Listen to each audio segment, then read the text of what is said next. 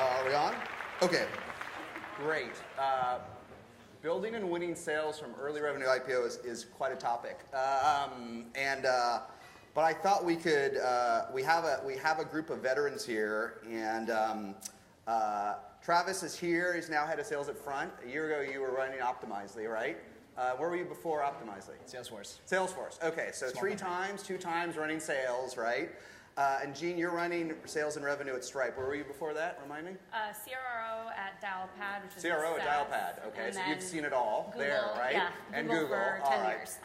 And Kathy, you were at INTACCT. INTACCT just sold to Sage for about $1 billion, but you were early at INTACCT, weren't you? Yes. You probably joined when you were 19 or I something was. like I that. was I think, 19, if I remember. I think you were the college. youngest VP of sales Yes. I'd ever met, right? Something like that. Yes. Were you there the whole journey or close to it, right? Most of it, when Most we decided to build out a true direct sales organization and sell to end user customers. Absolutely. Yeah. So what I wanted to chat a little bit about, because it's what I'm interested in, is sort of what's state of the art in sales for the next generation. Because when we started doing this, literally, sales reps did everything. You prospected, you closed, you set up your own appointments, you inputted your data, possibly even you opened the yellow pages. And a lot's changed today, right? Both at the tools and other level. And I wanted to talk about a couple things, but to frame the discussion, tell us each what sales looks like at the company today, because we've got 3 different approaches to sales here that's pretty fun. So you want to start, Kathy? Sure, absolutely. So for us, sales is a couple of different channels. We actually have our direct sales channel, we have a value-added reseller channel, and we have an outsourcing channel. And it encompasses everything from when an MQL comes in from marketing, so all the sales development function, it is the new business selling, it is the customer success selling, and it is sales engineering. And so we really own that entire customer journey from as soon as they raise their hand or we raise their hand for them. And how big's the team, and roughly what's an average deal size today at INTACCT? Sure. So my organization is about 160 today, 160. comprised of all those functions. Yeah. And then we have about 100 value-added resellers, and we have about 80 outsourcing partners. Got it. And average deal size is sort of? And it depends based on some of those channels, but average is about 30,000 to 35,000. 30,000. All right, so that's good back of the envelope math for us. If we want to build a unicorn, we might, and do it leanly, but not to the extreme. 160 folks inside a channel for 30K ACV. That's a good metric right there. We could back into it. So Jeanne, Stripe's interesting, right? Because you start off as a self-service, coming late to sales, probably after many hundreds of millions of dollars in revenue. We don't need to know the exact number, but late to sales in the way we all think about sales, right? So how's the organization structured today, and how's it different than like Dialpad? Yeah. So there's sort of 2 major ways we cut things. So first is between what we call sales and customer success. Yeah. Sales encompasses new business acquisition, renewals function, upsell function, and then Connect is basically not only facilitates marketplaces, but also distribution of Stripe. So a SaaS company may also want to sell payments alongside its product. So you have a partnerships team, and that's all sales. Customer success is a deployment function. And those partner folks, are they quota carrying? Today, not. I think Stripe that's an interesting generally, one with partners, right? I would say Stripe has generally been conservative on quota carryingness. We sort of want to get the metrics right, figure out the model, and then we have folks carry quota. So they will be likely, but we haven't figured out how we want to design that yet. So that's sort of sales, customer success, deployment, account management, and customer engineering. And then we have major segments. So those are a function of customer size as a proxy for complexity of the sales cycle, and then growth rate. And so we have an SMB and startups team, what we call the growth segment, which you can loosely think of as mid-market, and then what we call late stage and enterprise, which you can think of as like upper mid-market and enterprise. And so for those, different channels. So at the low end, there's a lot of self-serve. We use vendors, and we have an inside sales function. Middle, predominantly inside with an outbound function, and then for late stage and enterprise, it's more outbound oriented, longer sales cycle, 6 to 12 months. Got it. And how big's the overall team that you manage? So globally, sales at Stripe is probably about 150 people. I think about 80 of us are in the US, so small in the scheme of things. 50 of them are in my org on sort of hardcore revenue generating side of things. And sort of mostly in that growth segment. And you said backstage, John and Patrick have commits they have to do to meet customers? Yeah, so we... so that's a lot of change from watching an API calls, isn't it? Totally, but it's great. No, John and Patrick are awesome. So basically, as we've moved up market and served larger customers, we put together a lighthouse list and a named account list beyond that. And what we do is for the accounts we really, really want to win, each of them have an exec sponsor. And so an AE will quarterback the deal, put together the account plan, but often, we're working on product market fit. We're learning as we go. We need to corral resources across the company, across functions. And then we deploy our executives, just like an AE within the deal too. We give them talk tracks, train them how to sell. So it's been fun to bring them along for the ride. Cool. So Travis, you were when you were at Optimizely from pretty early? I mean, Optimizely grew like crazy, right? Yeah, 7 million to over 100. Got it. And what employee number were you there? In the 30s. 30s. But you were close to the first sales, or at least the first sales leader there. I was the first VP hire and ran sales. Yeah. Got it. So then you come to front. They just raised a small, like 68 million Series B or something in one day. I should have gone a month earlier. You should have gone a month earlier. Yeah, I told Matilda for like 2 years. Ask her. But we all make that mistake, don't we? So. And how long have you been at Front now? A couple months? Just a quarter. Quarter. Yeah, 3 months. So what are you doing, and then we can use this to key off the rest of the discussion. What are you doing different this time? Optimizely was an amazing run, right? And what are you taking from that in 2018 to do better? Well, the first thing is the title is a bit of a maybe made-up term, but customer growth was important because sales, success, and support together, one team in service to the customer. That was one thing that I learned where we weren't all aligned around the ideal customer profile, and everyone had their own metrics. There was a lot of wasted energy. So even just starting with that of so now you own everything. One team. Yeah. You're the chief MRR officer. Yeah. You own churn too? I do. Yeah. I have the number. And how do you so this is an interesting topic today because more and more veterans, like we're talking about, even if you started at 17 at INTACCT, more and more great sales leaders I know want to be CROs or whatever the title is. They want to own more than closing. Yeah. Is that good? I get the attraction is you can own it all. The risk is you own it all. And what if you're great at closing, but you're not that great at account management or upsell? You're not like is there risk there? How do you think about that? Well, like any leadership team, you have strengths and weaknesses naturally, and so you hire for the weaknesses that you might have. And so for me, having a background I was a solutions engineer and had more of a technical background before sales. Customer success and support, not a huge discipline. So hiring people who are better than me for that was a key first path, and we've done that for those two roles. The thing that I really like is the discipline that it forces. The decisions that you make then have to be thought of for the right approach for the company. It's not just about getting a deal done if that deal isn't the right deal. Or I was talking about we had an outage in my first couple of weeks, and in the past I would have gone to the head of customer support and said, hey, how's this going to affect our pipeline? And now when I have to sit in front of a customer and they go, this shit better work, that it creates this empathy that really is helpful to align the teams. And just one question on that. When in that larger role, do you have a traditional VP of sales under you now that does just the closing piece? Not yet. We're not at that size. We're a few years younger, certainly, than Stripe or INTACCT. And so we just segmented, so even calling out that we have a self-serve that shouldn't be touched by humans, and then AEs that are really low touch, high transaction. Yeah. We have managers for those two teams, and then the customer success CSMs who are obsessing over adoption and value. They are one team with a leader, but then they align to those segments. And so we try to get the segments to act as a unit, even irrespective of reporting relationship. I got it.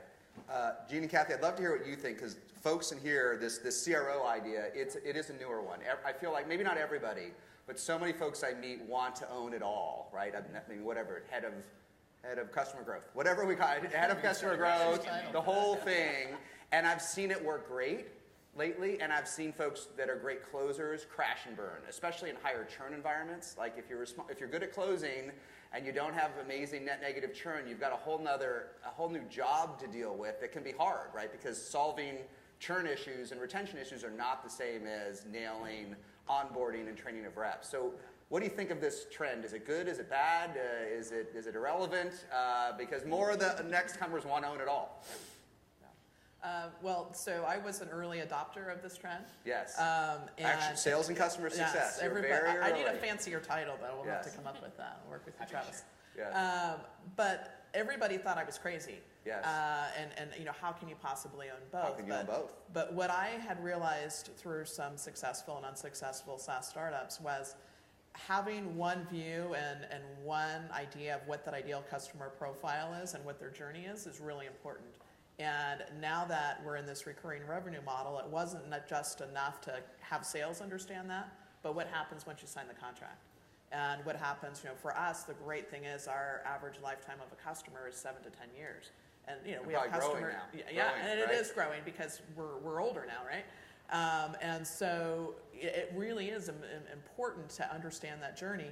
And as much as you could say, well, I work really well with the partner and customer success that owns that, you're two separate executives reporting to the CEO with totally different objectives. Yeah. And so for me, overseeing that journey, and then I think the new CRO has to be very operationally oriented. So yes, when we were smaller, I didn't have leads for each of those functions. Now I do, and it's a lot easier because I'm not schizophrenic. But you need somebody who can be operationally oriented, process oriented, that is still nimble enough that they can close deals, they can manage customers. And I think it's a new breed of a salesperson and sales leader that we haven't seen before.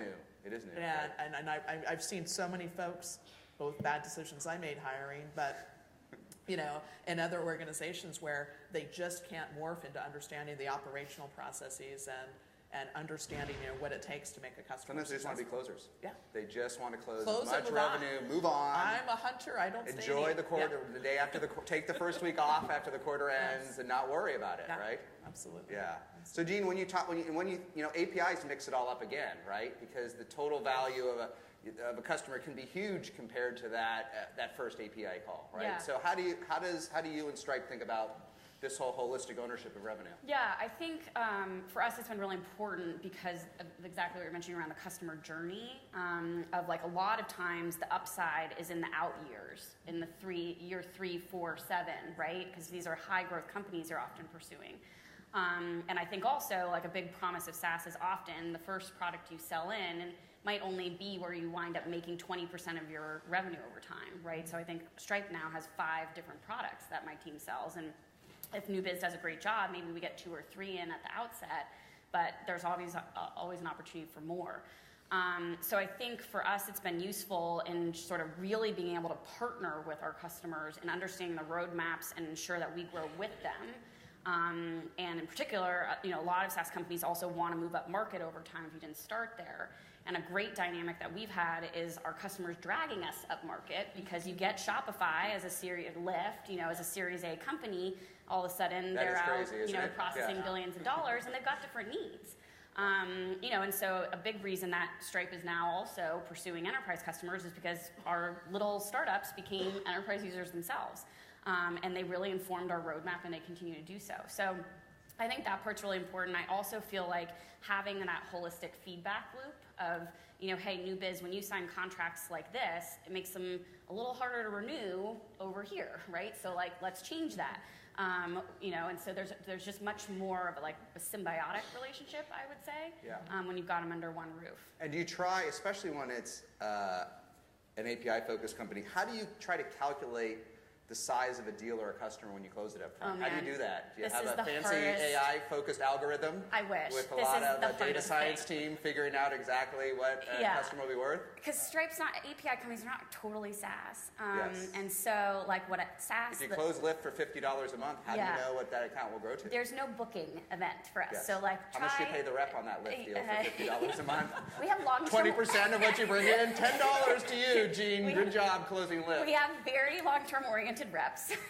So that's great, because I actually think it drives you good pay them on the long alignment. tail as the accounts grow? What we do is we pay on what we call first year sold. So the first 365 days and Twilio does the same thing. Yeah. But the challenge is you'll obviously talk to a customer during the process and try to understand what it is that they think they're going to do in the next 12 months. Yeah. And they may or may not do that. I am fortunate to work with a very sophisticated data science team and sales finance team, and so 3 months in, they can predict it pretty darn well.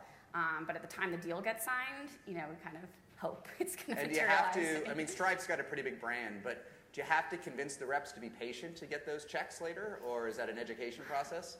So the way it Don't says they want it all paid that month that they close the logo account? Yeah, no, so you're carrying a rolling book of business, right? So like in any quarter, part of 75% of it is from work you did in the prior 3 quarters. But I think part of that is like we have a very complicated product. So I need account executives to stay selling for 2-3 years to really see the upside from them. So it actually sort of naturally aligns incentives of the ramp curve is long. So once you get to the top of it, you kind of want to stay there for a while. So I think it's actually, when I first came in, I was like, this is crazy. Like, you can't impact your number within the quarter. This is the worst way to run a sales team. And now I'm like, it's long-term oriented. The incentives are right, and it's been good. Got it. And does that screen out the folks that aren't long-term oriented, or can they see everyone else being successful so it doesn't matter? Yeah, I think we do a lot of other things to give you good insight into leading indicators. So are you doing things that will, even if you're not going to see the dollars come in for quarters down the line, that would indicate that will materialize. Also, so we have quicker time to signal. But I think our interview process, we have very rigorous interviews, and they're all structured, they're the same, so we can compare people, and I think that tends to weed out folks effectively as well. Got it. Travis, let's talk about another sort of state-of-the-art topic, as we were kind of talking about backstage, which is, and I know you're rethinking it now, distributed teams, right? So when I got to know Kathy at 17, I think we thought we could afford everyone in the Bay Area back then, right? Quota attainment was high, OTs were a little lower, and why would you want to hire reps anywhere in the Bay Area except for your, INTACCT free, which probably never launched, right? Why would you ever want to do that? Today, we've all gotten a lot more thoughtful. So it sounds like we talked backstage, you're just starting to think about it international, but as you scale later, front at the low end is still an inexpensive product, right? Sure. Where will Rep 100 be? Yeah. It's funny because you can tell how it's changed based on the first one-on-ones that I had with our VCs. One of the first questions they asked is, so when are you going to have teams outside of San Francisco? So you can tell 62 million just isn't enough in the Bay Area anymore. Series B, it's too small to scale here, right? The trend We're laughing, is for sure. Certainly it's so dependent on model, and so we're high transaction, pull through from the product and trial experience, and so it's not as important to be where the customers are, and so where we can get some locus of talent and ability to hire effectively with some cost effectiveness, and so it's fairly obvious that on the early side we'll want to have a satellite location. Where that is, time zone coverage, some mix of combination of talent and market opportunity, because I worry about places like Utah where it's not a huge metro area and there's actually a ton of competition. Ton of competition. Austin is the same way, but you think about places like Atlanta or Chicago, they're larger metro areas. No, you're right. It's a good insight, yeah. The big thing for us, and this is where I'm sort of obsessing over spending most of my week, is you can't do that until you feel good about the frameworks and infrastructure and principles, such that when you have people that you're not with every day, that there's no tribal knowledge transfer, that you feel confident that they're going to execute with discipline. And so the investments we're making now early is enablement and tools and cleaning up Salesforce data, just all of those things that are unsexy, but if we don't land those now, we can't add complexity without the plane wobbling. And so that I want to do all of that first and feel like there's some amount of momentum there before we would feel comfortable transplanting people who are not going to always be connected to their colleagues in a way that you get from being at HQ. And I want to hear from Jeanne on this too, because we were just talking about that too backstage. But because Front's pretty transparent on their metrics, right? Front's sort of in the post 10 million, pre 20 million ARR stage.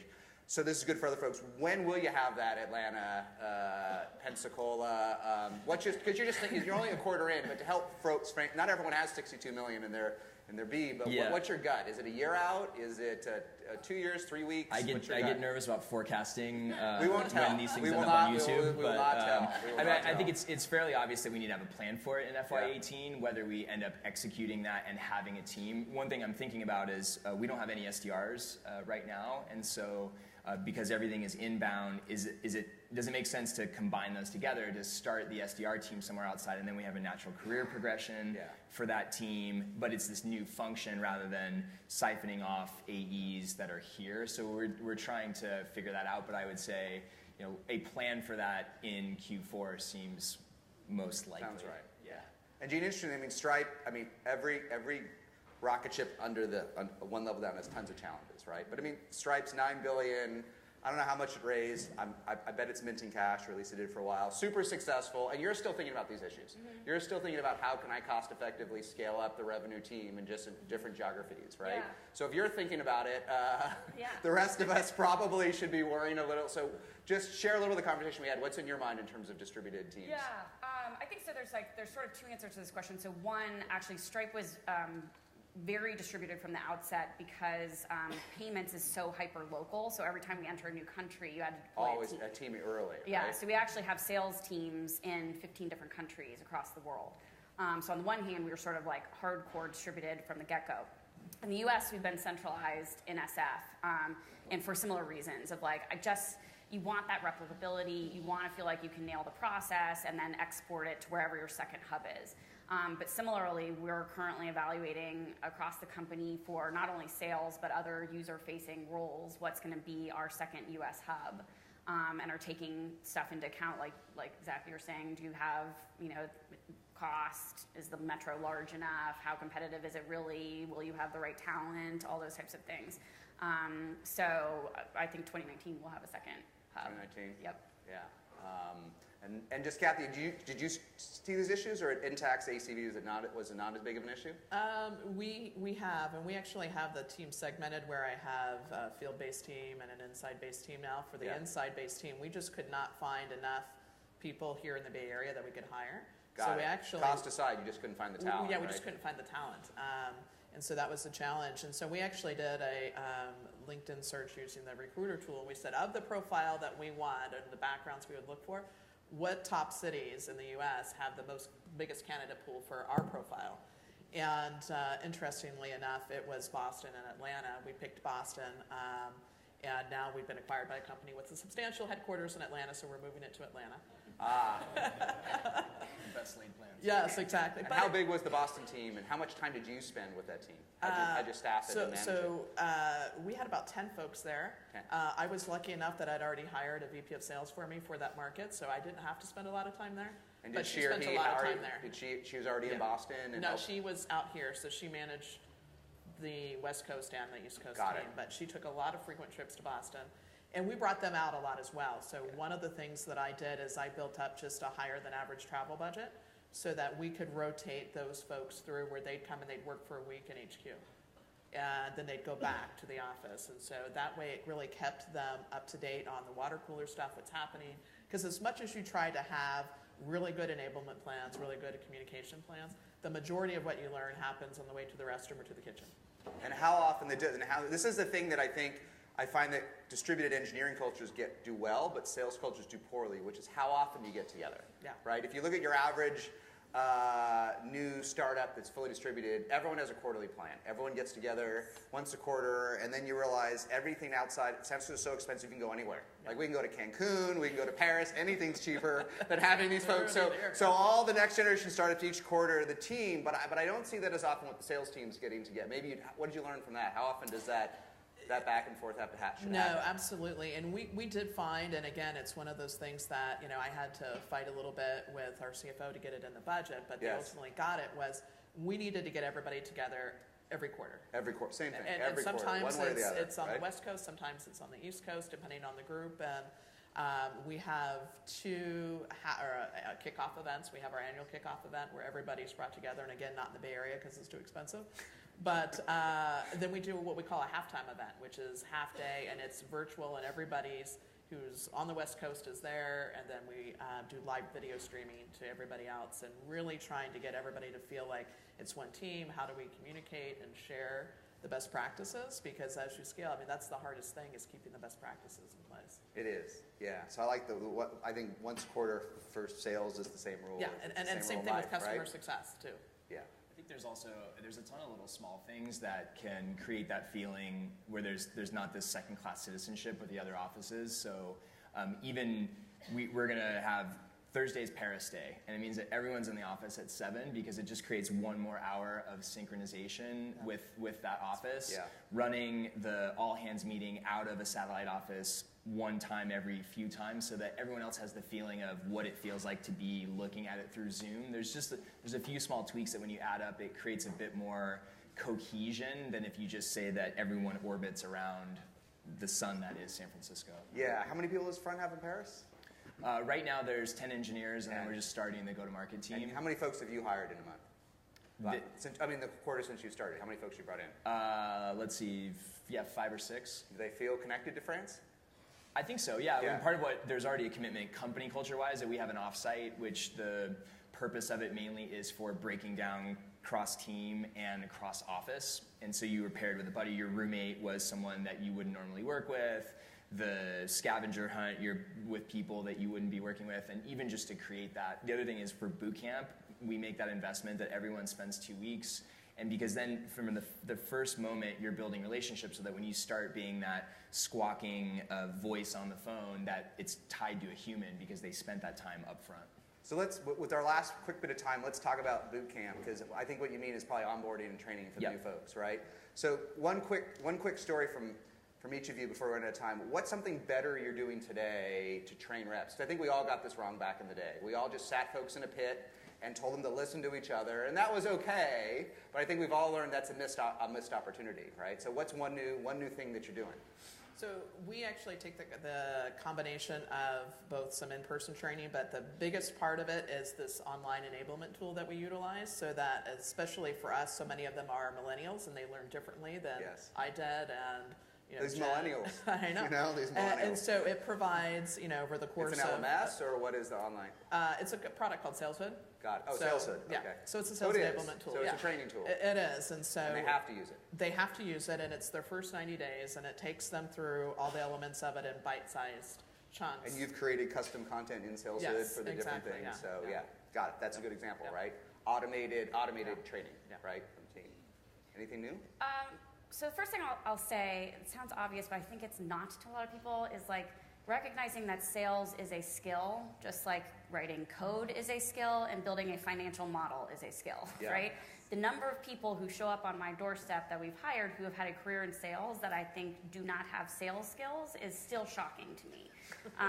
And so we have an extremely structured sales enablement program.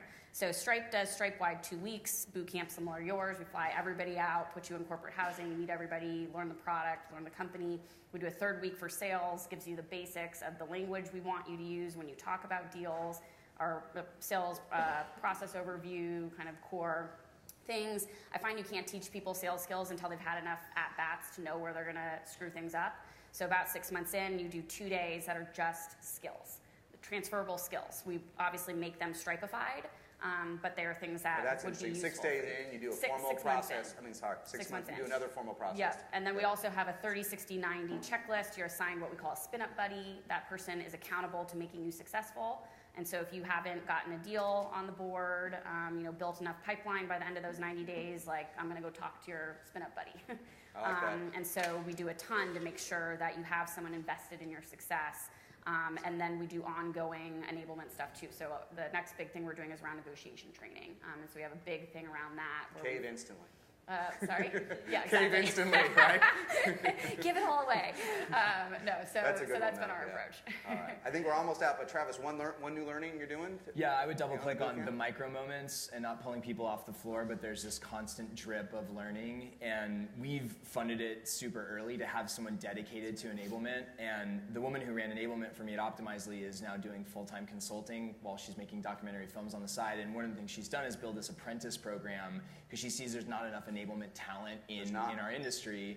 And so for 3 months, this woman who was an AE but was doing it on the side and had joy and passion for it is going through this apprentice program so that she can own enablement. And we're doing that fairly early in our journey. So maybe the real ultimate learning that you said before is hire the dedicated resource early, right? Yeah, and build the system. Build the system. Yeah. All right, let's thank our panel. This is pretty good.